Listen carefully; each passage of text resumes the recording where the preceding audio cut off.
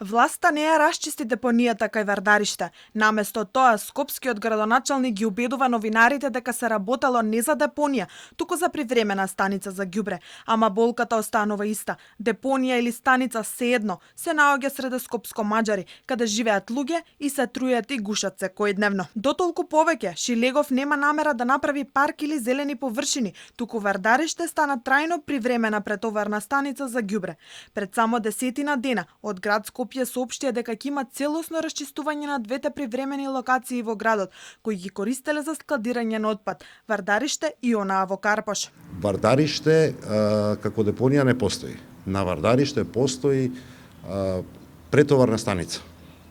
Претоварна станица бидејќи системот на собирање на ѓубре подразбира на неколку места во градот, ѓубрето што го собираат возилата го истоварат и се товари во поголеми возила, 60 тонски камиони за да се однеси да се депонира во Дрисла. И тоа е тоа што се случува.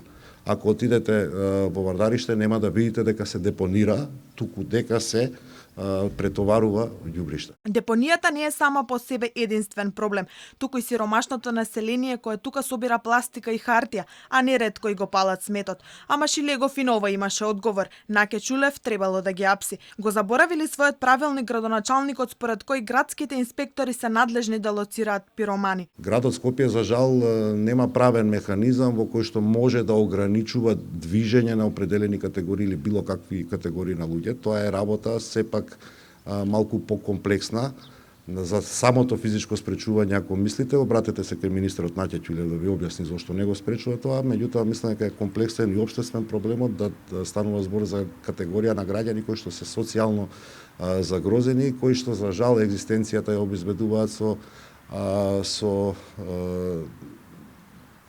така наречена неформални собирачи на ѓубре и од тука ги вадат средствата за екзистенција. За разлика од Вардариште, локацијата во Карпош, која исто така се користеше како привремена депонија, е исчистена до темел. Но околу неа, по кејот на реката Вардар, никнуваат десетици купишта смет.